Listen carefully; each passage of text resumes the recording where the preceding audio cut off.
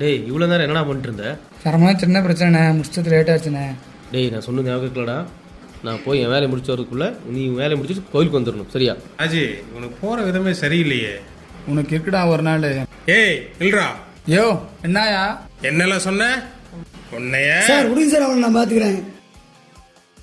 யோ எங்க கூட இருந்துட்டு அவங்க கூட இருந்துட்டு டபுள் சைடு கேம் ஆடுறியா? ஏன்டா இப்படி பண்றீங்க? அந்த ஆளுக்கு தான் உங்களுக்கு ஆகாதுடா. அப்புறம் ஏன்டா ஒரு வாட்டி சொன்னா புரியாதாடா உங்களுக்கு? தலைவரை சொல்லிக்காதா, அந்த ஆள்கிட்ட எதையும் வச்சுக்காங்கன்னு. ஏன்டா கூப்பிட்டோன்னா வழக்கத்தை வச்சுட்டு போயிட்டே இருக்க வேண்டியதாண்டா. என்ன புரியுதுல்ல? அந்த ஆளை பத்தி உங்களுக்கு தெரியல. போற எல்லா ஊர்லயும் அவன் டான்சர் வாங்குறான்டா. அவன் ரொம்ப மோசமானவன்டா.